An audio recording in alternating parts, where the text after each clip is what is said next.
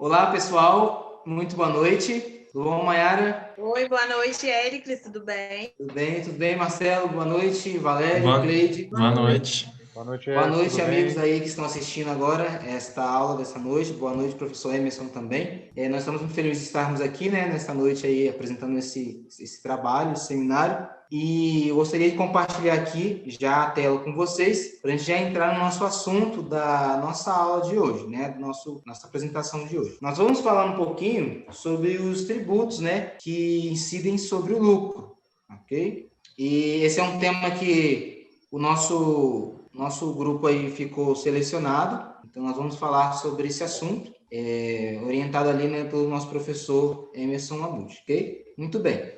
Eu queria apresentar aqui rapidamente, né, nosso grupo, a Cleide, né, aqui quem vos fala é o Éricles, temos a Mayara, o Marcelo, como já foi falado, e o Valério. Todos nós somos do 8º período e vamos abordar esse tema aí junto com vocês. Passando aqui a tela, Mayara, fala um pouco para a gente o que a gente vai aprender hoje aí. Então, pessoal, a gente vai falar um pouco para vocês o resumo do que a gente vai abordar no nosso trabalho. Os nossos tópicos são o que é tributo, né? A gente vai ter uma discussão aí para ver se vocês sabem também, após a apresentação, a gente vai estar aberto a perguntas, né? A tributos, o que é o lucro? Vamos ver se vocês sabem, né? Vamos passar para vocês essa diferença. Faturamento, lucro, bruto, tributos, impostos que incidem sobre o lucro, alíquotas de imposto de renda das pessoas jurídicas, as alíquotas de contribuição social sobre o lucro, regime tributário no Brasil, lucro real, presumido, arbitrado e o simples, que são os regimes, né? A gente vai ter um pouco do resumo destes caminhos também, que é sobre o nosso trabalho, são os lucros, né? Sobre o lucro. Muito bem. Agora, Danise, então, Aí a gente tem aqui uma mensagem, né, até bíblica mesmo, que fala um pouco dos impostos. Né? A gente vê que impostos está até na Bíblia e vem de tempo que são cobrados, né? Está lá em Esdras 4:20. Além, teve reis poderosos que governaram toda a região a oeste da Eufrates, aos quais se pagavam impostos. Valério, fala um pouco para a gente, Valério, o que é o tributo, né, de início aí? A Valéria vai passar um pouco para a gente sobre a questão de tributos, né? Eu acho que a gente já viu um pouco em nossas aulas, mas a gente aprofundou bastante nessa questão. Ok, então. Pessoal, boa noite. Boa noite, professor Emerson. Boa noite, pessoal. E realmente a gente vai falar agora, e eu vou tentar traduzir um pouco para vocês. Não traduzir, né? Simplificar, seria essa questão dos tributos, tá bom? Então, assim, vou tentar explicar para vocês um pouco dessa questão hoje dos tributos do nosso país, tá bom?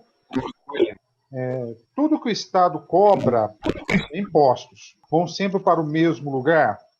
Todos eles servem para a mesma coisa? Então, vamos tentar deixar tudo isso um pouco mais claro no nosso trabalho hoje, que vamos apresentar para vocês, tá bom?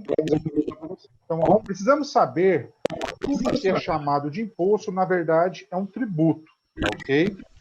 Tributo nada mais que uma obrigação de pagar para o governo por serviços oferecidos à sociedade. Só que tributo é diferente de multa, tá bom? Só para deixar um pouquinho mais claro.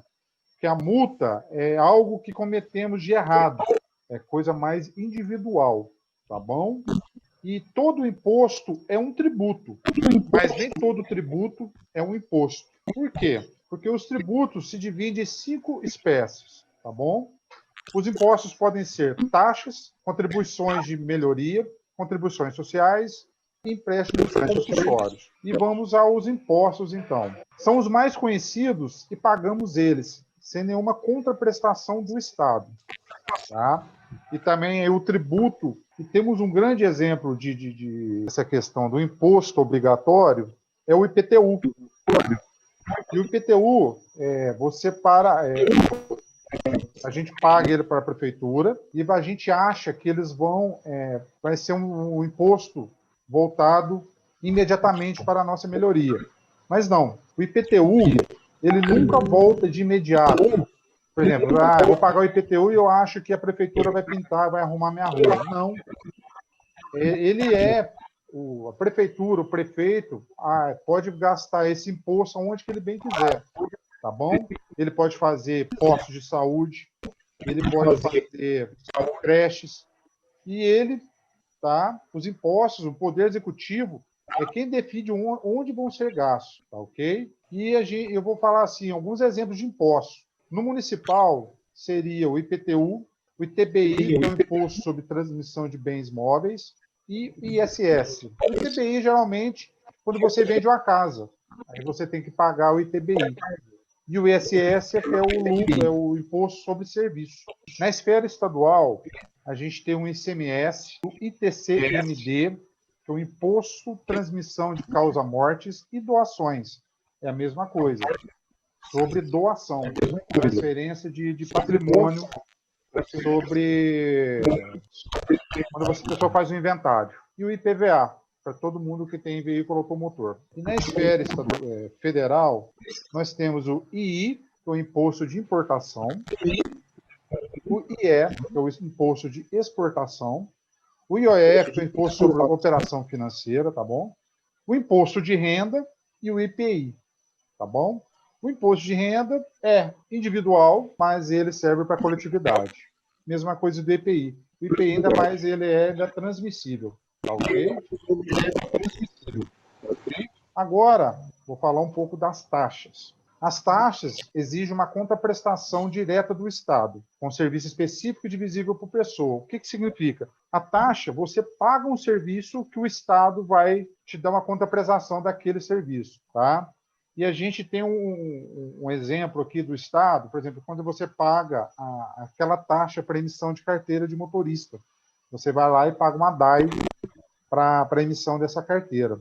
Uma coisa interessante, a segurança pública, você acha que paga a taxa, mas não é, porque a segurança pública não é divisível. Então, quem financia a segurança pública são os impostos, e não taxas, tá bom? Só uma curiosidade. As contribuições de melhoria. Esse tributo tem origem no enriquecimento da cidadão devido a uma obra do Estado.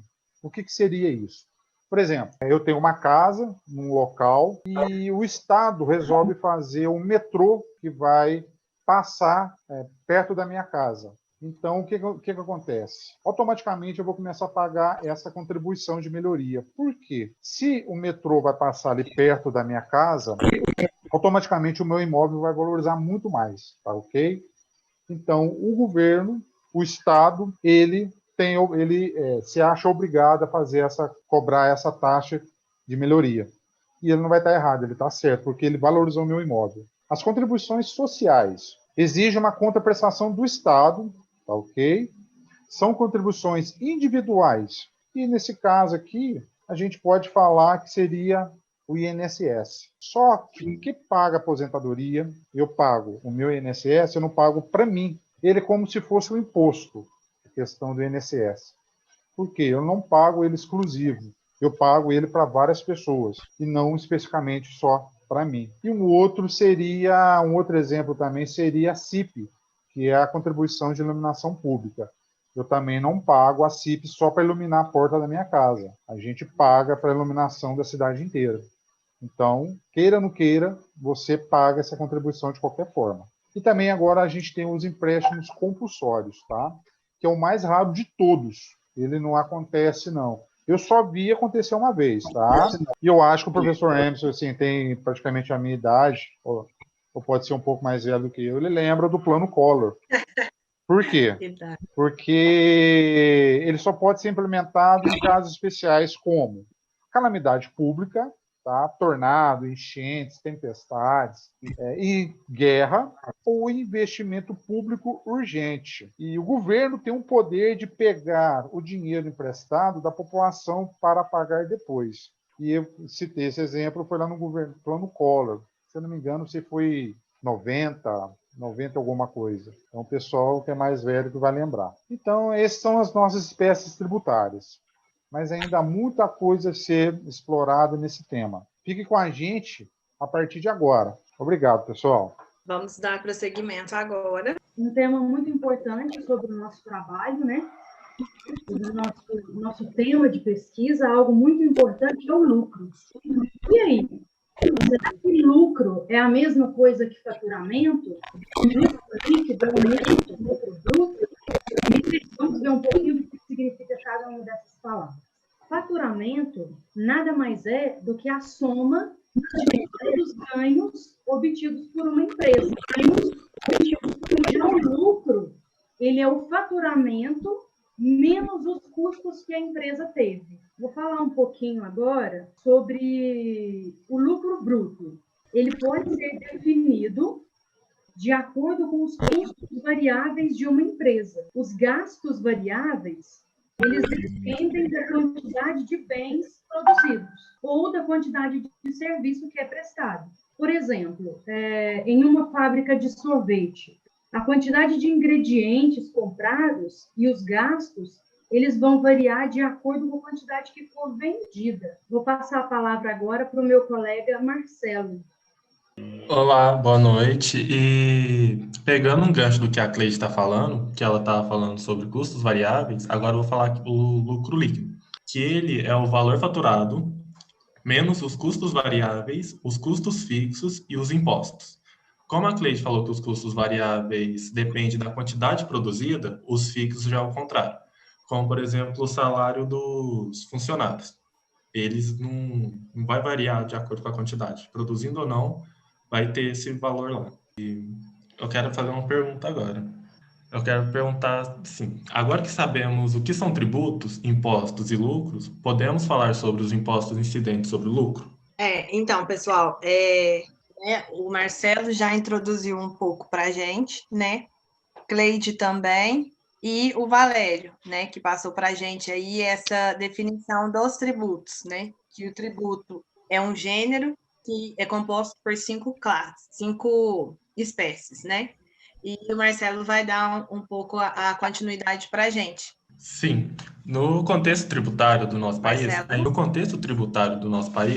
as empresas, no geral, são contribuintes de diversos tributos que incidem sobre o seu faturamento. Aí, passando esse slide, porém, com isso, hoje em dia, são somente 2 tributos federais, que é o IRPJ, que é o Imposto de Renda de Pessoa Jurídica, e a CSLL, que é a Contribuição Social, que são os usados mesmo hoje em dia. O CNT estabelece como fato gerador do IRPJ e da CSLL a aquisição de disponibilidade econômica ou jurídica de renda, produto do capital ou do trabalho, e de proventos de qualquer natureza, que é os acréscimos, que não sejam necessariamente renda, como, por exemplo, o recebimento de aluguéis, loterias, etc. Aí, o contribuinte do RPJ e da contribuição social é o titular da renda ou provento. Ele acaba sendo responsável pelo recolhimento desses impostos. Porém, desses tributos, existem diversas situações, onde é estabelecida a figura responsável, facultando a União e elege a União a fonte pagadora. As condições responsáveis pelo recolhimento do tributo, havendo assim a retenção da fonte, como, por exemplo, o imposto de renda. Dessa forma, tais antecipações passam a ser obrigatórias, de acordo com o que estabelecido na lei. Ok, pessoal. Agora, complementando um pouco o que o Marcelo já estava informando, né? O que é o imposto de renda de pessoa jurídica? Bom, a legislação do imposto de renda de pessoa jurídica consta no decreto número 3.000, de 26 de março de 1999. O imposto de renda, para ser, né, calculado ele é calculado sobre o lucro, né, bruto da empresa. E ele possui uma alíquota. Isso para todas as empresas, né, todos os tipos de empresa, que sendo lucro presumido, real, simples, e também o lucro arbitrado. Porém, o lucro presumido tem uma presunção aí para fazer a sua base de cálculo.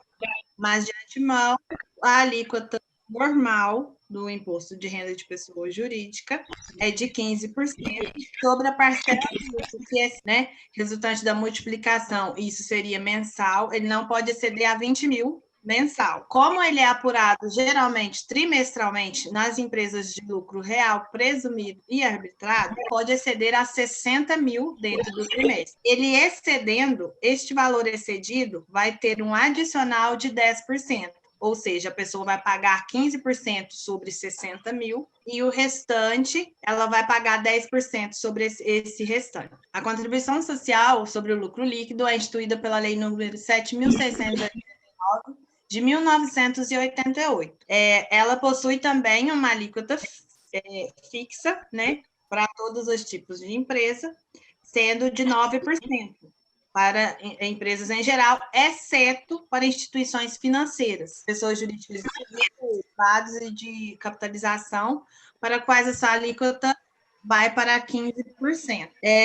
O imposto de renda é um provento, né, de qualquer natureza, que comumente chamado, no caso específico da pessoa jurídica. No caso da pessoa física, ele é imposto de renda sobre a pessoa física. E também, conforme determinado na lei, a base de cálculo do imposto de renda para a pessoa jurídica do lucro real, presumido, arbitrado, corresponde ao período de apuração considerando a data da ocorrência do fato gerador. E aí, como eu disse para vocês, geralmente ele é tributado trimestralmente, então esse fato gerador ocorre nos 3 meses que antecedem o pagamento. Geralmente, durante o ano, ele tem pagamentos, né, sendo apurados aí no primeiro trimestre 2 vezes, no primeiro semestre 2 vezes e no segundo semestre mais 2 vezes. A contribuição social sobre o lucro, ou a somente CSL, é uma contribuição de competência da União, ou seja, ela é recolhida para a União. Da mesma forma que o imposto de renda é também, mas ele tem algumas particularidades. Diferente do imposto de renda, a contribuição social não tem esse adicional no seu cálculo. Ou seja, como no imposto de renda, passando de 60 mil no trimestre, ele tem um adicional sobre o valor excedente, a contribuição social não tem esse adicional.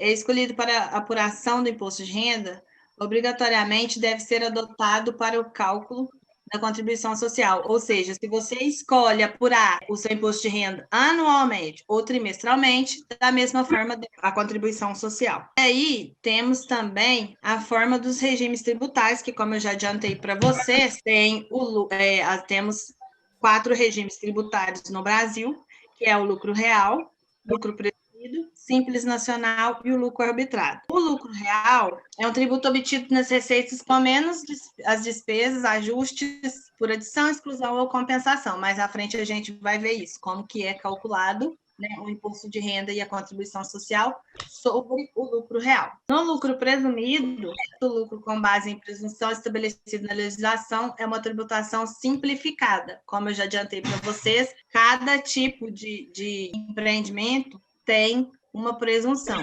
As empresas de serviço têm uma certa alíquota de presunção para formar a base de cálculo e depois é tirado o valor desse imposto. Então, temos também o Simples Nacional, que hoje no Brasil é o mais usado, dependendo do faturamento da empresa. É uma tributação simplificada, obtida com base na aplicação de uma alíquota de faturamento mensal.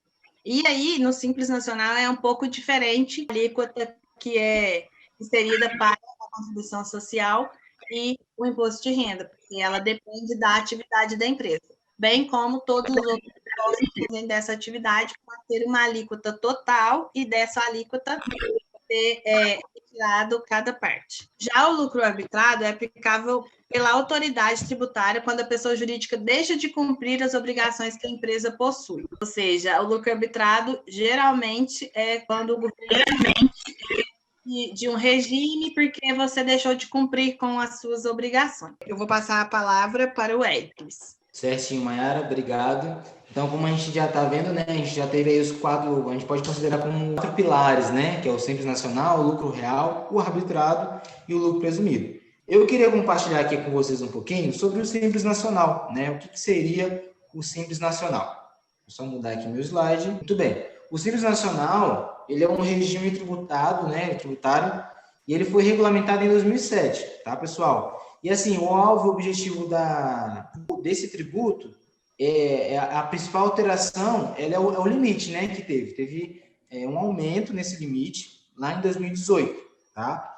Essa opção de regulamento, ela reúne os principais tributos. Também, além dos principais tributos, as contribuições, elas são federais, estaduais e também municipais. O objetivo mesmo assim do Simples Nacional é auxiliar, né, as empresas de micro e pequeno porte na relação dos pagamentos de tributos. Por exemplo, para que o empresário ou a pessoa jurídica ela opte por esse regime do Simples Nacional, ela tem que ter um faturamento, né, anual ali de até 4 milhões e 800 mil reais. Né? Passando disso, a PJ, a pessoa jurídica, ela não pode mais entrar ali nesse tipo de faturamento de tributo. Lembrando que quando a empresa passa, ela é excluída, né, do Simples Nacional. Exatamente. Então, geralmente, ela tem que ficar de olho aí, né? E isso é uma função equilibrando, também, né, Mayara? A pessoa jurídica ela deve ficar equilibrando ali, né? Exatamente. Em cada período, para ver se ultrapassa. Isso é uma função nossa, né, enquanto contadores, se formos contratados por essas empresas, de estar orientando. Geralmente, né, a gente informa, olha, esse mês o faturamento está X, esse mês está Y, tem que, às vezes, faturar mais, né, ou tem que faturar, tem todo esse contexto. Sim, e assim, o Simples Nacional, né, ele é um regime de tributação que ele foi instituído em 2006, com a Lei 123, né, e essa lei, ela foi criada mais para atender os microempreendedores mesmo, né, do Brasil. E também, claro, né, pessoal, para facilitar a forma do cálculo. Por exemplo, para a gente calcular o Simples Nacional hoje, se incide em cima de 8 tributos, que é o IPI, o PIS e o PASEB, o ICMS, o CSLL, né? Tem também o CONFINS, o IRPJ, que é o Imposto de Renda da Pessoa Jurídica, o ISS e o CPP, né? Que é a Contribuição de Previdência Patronal. E o interessante também que o Simples Nacional ele tem um órgão também que regulamenta, né? Que é o Comitê Gestor do Simples Nacional, e com a sigla que é o CGSN. E esse comitê ele foi criado ali no meados de 2007, né? Para ser mais exato, no dia 7 de fevereiro de 2007. E esse comitê, ele tem o vínculo ali direto com o Ministério da Fazenda mesmo. Então, o comitê do Simples Nacional, o que ele visa? Ele visa amparar, né, com várias resoluções para orientar a pessoa jurídica. Por exemplo, para esse período de pandemia que nós estamos agora, o comitê ele soltou uma resolução e essa resolução ela falou um pouco do prazo, né, desse prazo que foi prorrogado devido ao período de pandemia que a gente estava passando. Indo para o próximo slide, eu queria mostrar para vocês como que é feito mais ou menos o cálculo, né, do Simples Nacional. O cálculo, pessoal, ele é feito pelo programa de gerador, né, do documento de arrecadação do Simples Nacional, que é o PGDASD, para quem não sabe. Esse cálculo, o mais interessante dele, ele é uma maneira simples, né? Você vai lançando ali as informações para imprimir a DAS, né? Então, nessa minha tabela aqui, como vocês podem ver, eu tenho aqui a cada faixa, né, de recebimento da Receita Bruta, eu tenho ali a minha porcentagem da alíquota e o valor que vai ser dedutível. Essa tabela foi mais voltada para o comércio. E também tem as faixas, por exemplo, a faixa do Imposto de Renda da Pessoa Jurídica, do CSLL, COFINS, PINS, para a pessoa jurídica, ela vê em qual faixa ela está se enquadrando ali, né, para fazer esse cálculo do Simples Nacional. Éricles, lembrando que são várias tabelas, né? Nesse caso a gente está mostrando a de comércio, mas também tem a de serviços, entre outros, entendeu? Sim. E aí, cada segmento, cada atividade tem que fazer o controle ali da sua faixa, em qual faixa ela está, porque essa faixa também é que vai definir qual a alíquota que vai ser aplicado nessa atividade mensalmente. Beleza. Agora eu queria ver também com o nosso amigo Valério. Valério, você pode falar um pouco para a gente sobre o lucro real? Como que a gente pode entender isso aí dentro dos 4 tributos? Claro, vamos lá. Tentar explicar um pouquinho sobre o lucro real. O lucro real é um regime tributário em que os tributos incidem sobre o valor da apuração contábil do resultado, levando em conta acréscimos ou descontos que são permitidos legalmente. Determinadas empresas devem obrigatoriamente seguir a regulamentação do lucro real, e é o caso das empresas do mercado financeiro. empresas que tiveram ganhos provenientes do exterior ou qualquer outra que possua uma receita bruta com valor superior a 78 milhões de reais. Aqueles que optam por esse regime podem escolher entre apuração trimestral ou anual. Na primeira opção, a empresa é isenta do pagamento do imposto de renda sobre pessoa jurídica e da contribuição social do lucro líquido, nos 2 primeiros meses de cada período. Para que a empresa opte pela apuração anual, é necessário que ela realize estimativas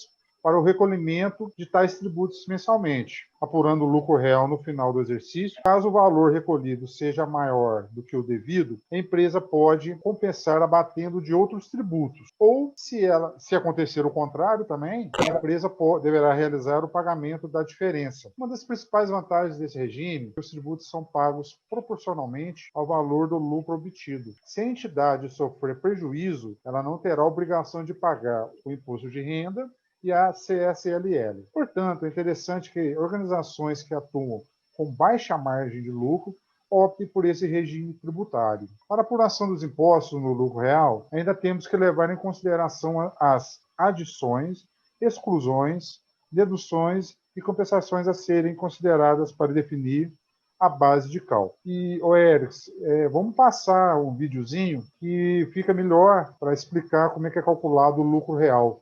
Eu acho que ele é um pouco mais dinâmico. Para eu fazer o cálculo do imposto de renda da pessoa jurídica, que é optante do lucro real, a primeira coisa que eu preciso fazer é um balanço. Então eu vou lá, peço para a minha contabilidade, como eu já falei, você que é cliente da Sevilha Contabilidade, a gente faz balanço para todo mundo. Seja você optante, aliás, do lucro real, do lucro presumidor, do simples, a gente tem o seu balanço aqui. Então, a gente pega o seu balanço, uma das peças, estou chamando de balanço um conjunto, né, mas uma das peças é um tal de DRE, que é a demonstração de resultados do exercício. Lá eu vou resumir, uma conta grosseira, que é a seguinte: o total das suas receitas menos o total das suas despesas e acho o seu lucro. Então é mais ou menos assim. Tem alguns ajustes que a legislação determina, por isso que chama de lucro real, né, daquele lucro da contabilidade eu faço alguns ajustes e acho o seu lucro real. Com base neste lucro real, é que eu vou calcular o imposto de renda que a sua empresa tem que pagar quando você é optante do lucro real, né? Então eu pego o lucro que está no balanço, com os ajustes que o lucro real determina, e com base naquele lucro do balanço, eu calculo. Muito bem, quanto é que você paga? Vamos aí dar nome aos bois. Quanto é que você, que é empresário e tem uma empresa optante do lucro real, quanto é que você paga de imposto de renda? O Filipão está colocando aí. Você paga de imposto de renda no lucro real 15% sobre o lucro que a gente apurar. Lembra aquela conta lá? Peguei o DRE, vi o lucro que está, se precisar fazer algum ajuste faço, pago 15% de imposto de renda.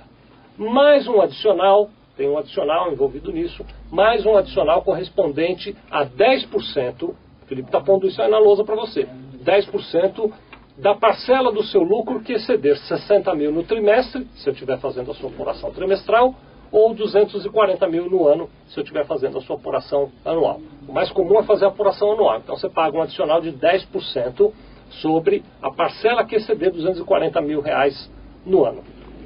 Será que deu para ficar claro? Vamos lembrar? Olha só, quem está aí escrito na lousa. Do lucro que eu apurei na contabilidade, com os ajustes que o lucro real determina, 15% de imposto de renda sobre o lucro inteiro, e aí do lucro anual eu tiro 240 mil, o que passou pago mais 10%. Vamos fazer uma conta? Vamos lá. Primeira parte da conta que você está vendo aí. A primeira linha está dizendo o seguinte, ó, que o lucro real no ano foi 350 mil. Então isso é um exemplo de uma empresa qualquer, a minha, a sua, do Felipe, que teve, num determinado ano, um lucro real de 350 mil. Muito bem. Deste lucro real, nós já combinamos aqui que a lei determina que a alíquota do imposto de renda é 15%, não é? Então você está vendo aí na segunda linha, este lucro real vezes 15%, portanto 350 mil vezes 15%, achamos a parcela do imposto de renda 52.500. Felipe botou aí do lado um azinho, tá vendo? 52.500 tem a letra A. Por que ele pôs a letra A? Porque nós não acabamos a conta ainda. Isso é a primeira parte da conta.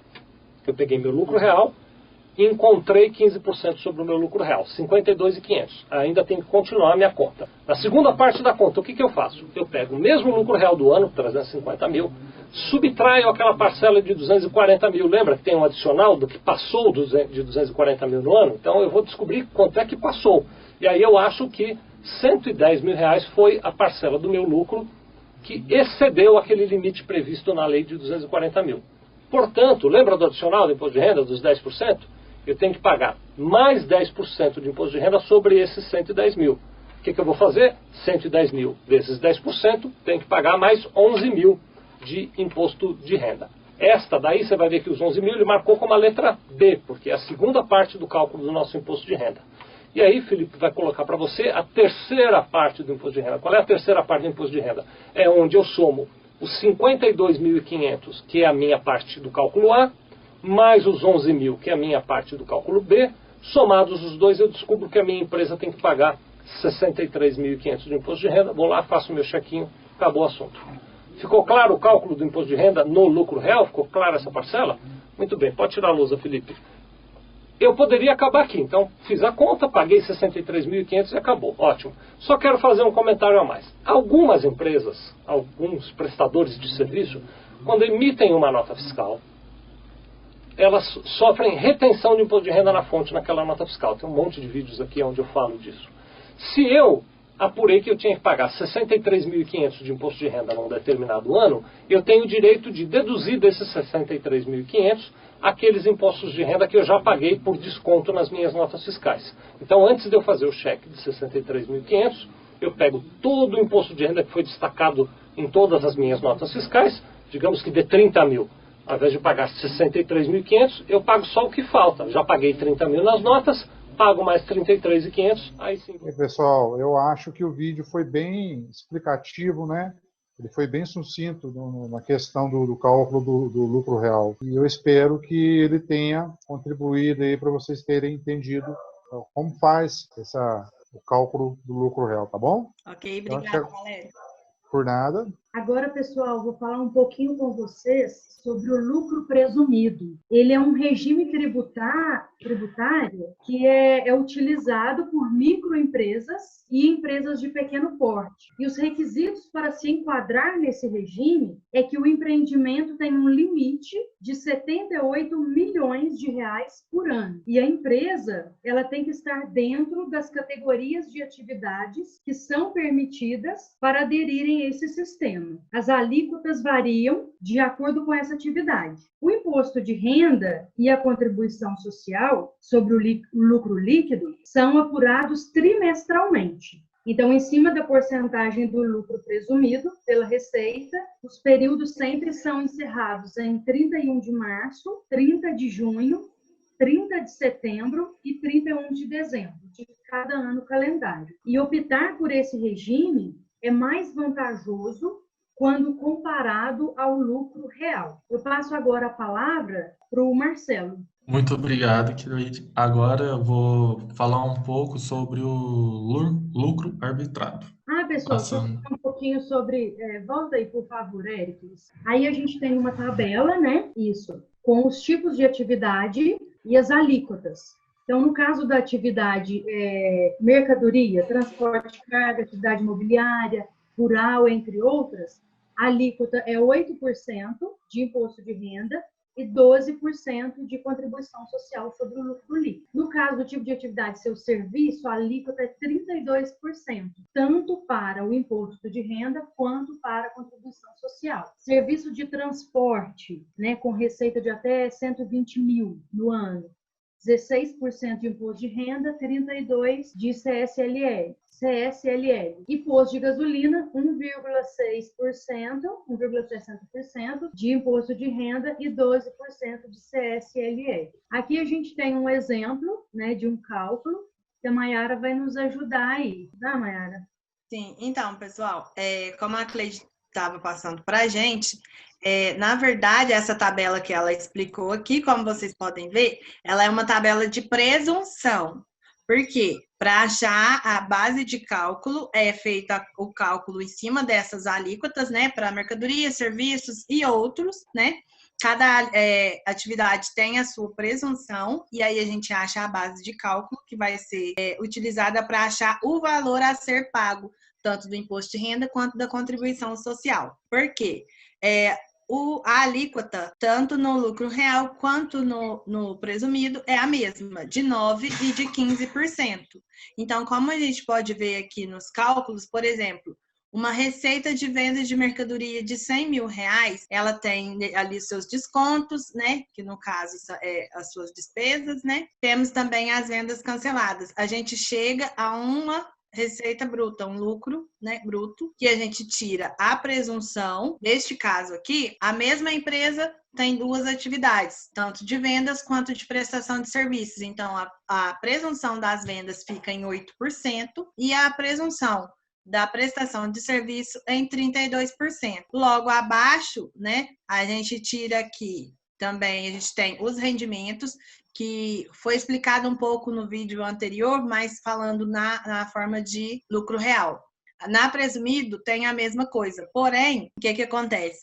Quando você tem um rendimento de uma aplicação financeira, esse rendimento não tem a presunção. Ele é tributado em 100%, ou seja, o valor do rendimento é de 9 mil, então a gente tira só a alíquota referente à contribuição social e ao imposto de renda. Ele não tem a presunção que a receita normal tem, entendeu? Ganhos de capital também, como a gente pode ver aí na tabela, ele não tem presunção. Essas somas são calculadas em 100% do seu valor. Chegando nesses cálculos, a gente soma a base de cálculo normal, né, da presunção, dos cálculos de presunção da receita e o cálculo do rendimento e dos ganhos. Temos aí uma base de cálculo para o imposto trimestral do presumido de R$ 74.960. Desse valor, a gente tira os 15% do valor total, que chegamos a 11.244, e o adicional desse valor de 14.960, a gente tira 10%. Então, quer dizer que nós teremos de imposto de renda a pagar 12.740. Mas, como foi dito também no vídeo anterior, quando temos abatimento de imposto de renda em nota fiscal e também temos esse abatimento de imposto de renda, já tem esse recolhimento antecipado nas nossas aplicações financeiras, a gente consegue abater esse valor no nosso imposto de renda a pagar trimestral. Então, aqui a gente teve um abatimento sobre o rendimento da aplicação de R$ 1.800. E no final, então, a gente pagaria, né, um imposto de renda de R$ 10.940. No caso da CSLL, seria a mesma coisa, porém, não teríamos esse valor do adicional, ou seja, nosso pagamento seria em cima apenas de 74.960, tiraríamos os 9%, depois da presunção tiraríamos os 9% para saber o real valor de se pagar da contribuição social. Agora vamos passar para o Marcelo, que vai falar um pouco sobre o lucro arbitrado. E o interessante, né, Mayara, que assim, o pessoal às vezes na sala deve estar agora se questionando, nossa, tá falando demais, mas esse é o papel do contador mesmo, é investigar, calcular, fazer cálculo por cálculo para, de fato, passar informação clara e transparente para o cliente. Exatamente, a gente saber orientar o cliente. Quando ele nos procura, né, com o intuito de abrir uma empresa, a gente tem que ter em mente todos esses cálculos, né? O cliente fala, por exemplo, que às vezes vai abrir uma empresa, por exemplo, de sorvete, uma fábrica de sorvete. Por que você já vai falar para ele abrir direto um presumido ou lucro real? Sendo que sorvete, independente de sempre estar vendendo, às vezes tem a sua época sazonal, a época que vende mais. Então, às vezes, ele não precisaria se encaixar num lucro presumido, ele poderia se encaixar num simples nacional. E caso, dentro daquele período, ele ultrapasse do valor, aí sim a gente faria uma nota da empresa dele, passaria ele por exemplo. E Marcelo, sobre o lucro arbitrado, o que seria? Fala um pouquinho para a gente aí. Sim, agora saindo um pouco do presumido e passando para o arbitrado, o lucro arbitrado é o mais usualmente adotado por iniciativa do fisco, mas também pode ser usado a partir do movimento da própria empresa enquanto contribuinte. Ele é utilizado quando não é possível determinar o desempenho financeiro da companhia, por diversas razões, que vão de fatalidades a fraudes, além de casos em que a empresa tenha sua escrituração contábil ou mercantil desqualificadas, sendo considerada sem valor ou indônea. Nos casos em que há prejuízo em relação à apuração de imposto de renda devido, cabe à autoridade tributária ou ao próprio contribuinte se valer do arbitramento. Porém, tipo assim, o arbitramento por conta do contribuinte pode ocorrer só em casos extraordinários ou de força maior, devidamente comprovado, conforme a legalização civil, desde que reconhece a receita bruta. Nesse caso, a determinação das bases de cálculo do IRPJ e CSLL é similar à do lucro presumido, com acréscimo de 20%. A opção do lucro arbitrado tende a ser aquela com menor impacto tributário. Ocasionais exceções podem ocorrer quando o peso da mão da obra é pouco significativo no custo do produto. Aí, aqui tá como é calculado e aqui dá para ver como é calculado aqui no IRPJ lucro arbitrado, que é a receita dos serviços vezes a base, que está aqui, que é tipo a tabela de percentuais, que aqui vai se encaixar nessa parte de serviços em geral, nessa parte de 38,4%, que é essa base, aí vai ter o total de 76, aí vai tirar o lucro arbitrado, que vai ser 89. Aí vem a alíquota do imposto de renda de 15% e acho o imposto de renda de 13 mil. O adicional, que o teto é 60 mil, porém o lucro arbitrado total foi 89. Então tem 10% em cima dessa diferença e o valor adicional é 2.928. Esse é o lucro arbitrado. É bem parecido com o presumido, porém, né, como o Marcelo já disse, ele é imposto. Por exemplo, se a empresa não cumpre os requisitos do governo, ela não pode mais se enquadrar em nenhum dos outros, né, nem presumido, nem real. Então, ela é obrigada a se enquadrar no lucro arbitrado e, como a gente pode ver, a presunção deles é bem maior. Ou seja, enquanto no lucro presumido a presunção é no máximo de 32%, né, para tirar ali a sua base de cálculo, no arbitrado, dependendo ali da atividade da empresa, ela chega a 45%. Por quê? O intuito do governo, literalmente, é fazer essa empresa pagar mais porque ela não cumpriu os requisitos necessários para permanecer na atividade onde ela estava. Muito bem. As empresas brasileiras, né, pessoal, elas recolhem os tributos sobre todas as suas operações, tá? Seja ela de compra, de venda, de uma vez que quando o adquirente, ele adquire, na verdade, algum produto, o valor dos tributos, ele já está incluso no preço da compra, tá? Então, assim, o que você comprou hoje aí pela manhã no mercado, o que você comprou hoje aí comeu, pode ter certeza que já está incluso ali esse tributo também.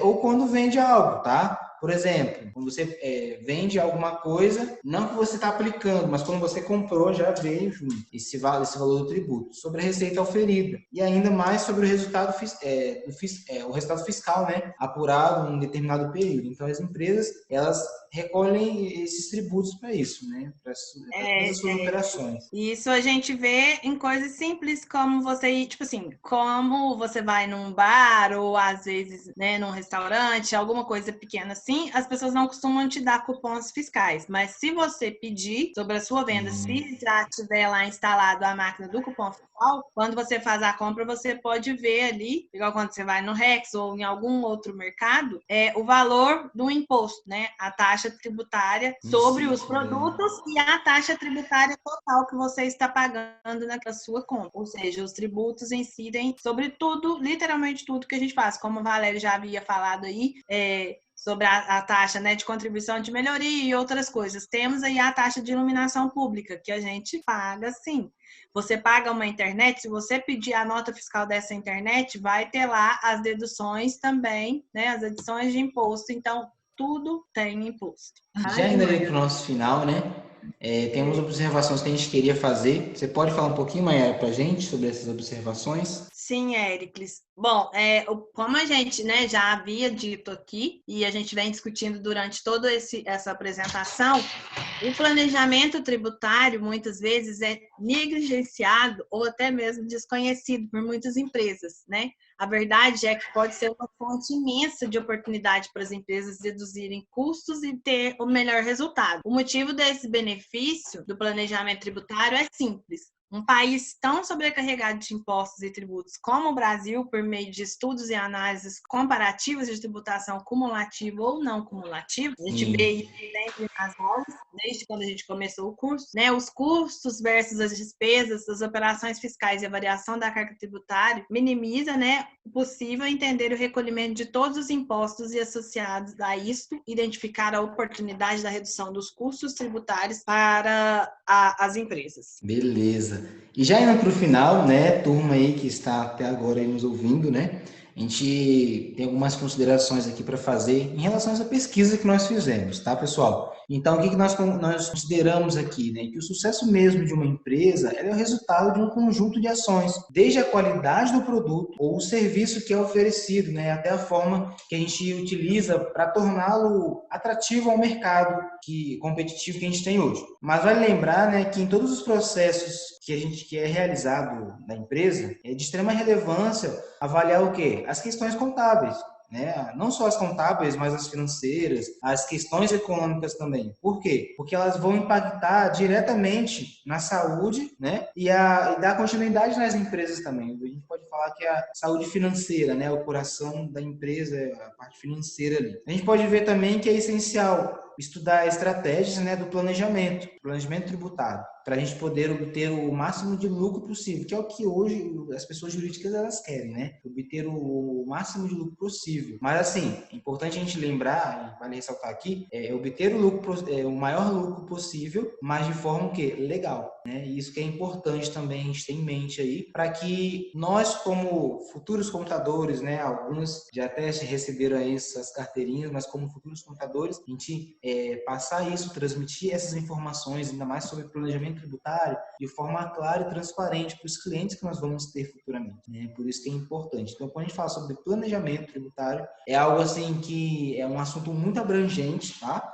Só que a gente tem que ter o conhecimento mesmo, e o conhecimento é a prática mesmo, é o tempo, né, que a gente vai adquirindo ali. E também, né, a gente tem que ter em mente que a opção, né, para essas empresas deve recair sobre a modalidade que tem um menor pagamento desses tributos. Sim, verdade. Compreender que não só o imposto de renda e contribuição social, como foi o tema central do nosso trabalho, mas também as PIS, COFINS, ISS, né, ICMS e INSS se dê de uma forma mais econômica e atende também as limitações legais da opção de cada regime, né? Verdade. Assim, torna um investimento viável e necessário também uma consultoria tanto contábil, né, e também como serviço, como jurídica, porque muitas das vezes também o cliente quer cobrar do contador alguma coisa que infelizmente não está na alçada da contabilidade, e sim já é uma parte do departamento jurídico. Sim. Então, uma empresa,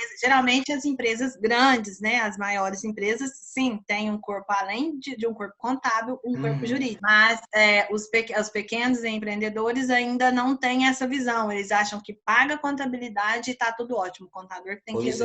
Mas, na verdade, tudo, né? Não é assim, né? Então, uma consultoria é a melhor escolha para quem quer ter sucesso no seu empreendimento.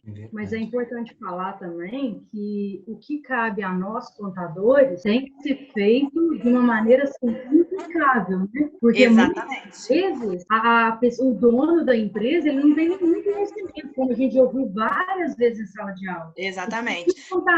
Se o contador não estuda, não busca as informações, isso pode fazer com que a empresa do outro não se sustente, né? E isso, consequentemente, afeta o contador também. Sim. Né? Porque você tem que saber, né? E escolher prestar o melhor serviço possível para todos os tipos de clientes. Então, cada empresa tem um perfil e cada caso é um caso. Mas o que a gente aprendeu dentro desses nossos 4 anos aí estudando é que contabilidade não são apenas números, é pesquisa mesmo, né? Por isso que muitas das vezes a pessoa acha que a gente é um advogado, mas o nosso embasamento é em cima de pesquisa. Os cálculos são coisas à parte. E, Mayara, só lembrando também uma coisa, porque muitas vezes a gente só pensa que está pagando a mais, tem que tentar abaixar, mas muitas vezes também algum pequeno, né, os pequenos empresários podem estar sonegando imposto também não está sabendo. Falta de informação e por falta de conhecimento. Exatamente. Então, não é também só a gente mostrar para ele que está pagando a mais, mas mostrar que está sempre pagando o certo. Não passar passando e nem faltando. E né? escolhendo formas também, mostrando para ele como ele pode economizar, porque às vezes Claro. hoje você paga mais de impostos, mas aí você evita mais para frente um processo jurídico que muitas das vezes Se acontece. ele pagar Pode mais, ser né, que ele tá. não tem nenhuma consequência mais grave. Mas se ele pagar errado e a menos, aí a consequência dele pode ser pior. Isso E mesmo. olha, o interessante, né, que a gente tem, se a gente fosse ficar por aqui, a gente ia falar bastante, mas aqui foi um pouquinho do nosso referencial teórico, um pouquinho a gente pesquisou, a gente buscou, né, para passar um pouquinho desse conhecimento aqui para vocês nessa noite. E a gente agradece aí a todos, né, que assistiram essa apresentação, certo? A gente agradece mesmo que todos ficaram atentos aí.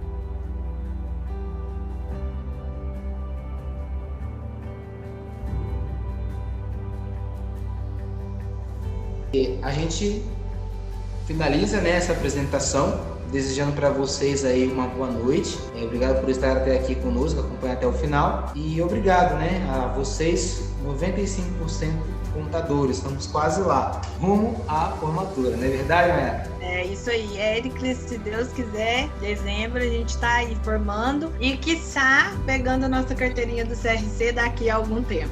Muito obrigada, gente. Boa noite. E estamos abertos a perguntas. Obrigado, professor Emerson. Tá? E um agradecimento também ao professor Cássio Marques, que cedeu um pouco do seu material para a gente. Boa noite. Estamos agora na aula aqui, né? Online, para tirar alguma dúvida, caso precise. Ok, pessoal? Até mais. Obrigado, pessoal. Boa noite a todos. Obrigada, gente, que a gente ficou com saudade. Obrigada. Saudade, gente.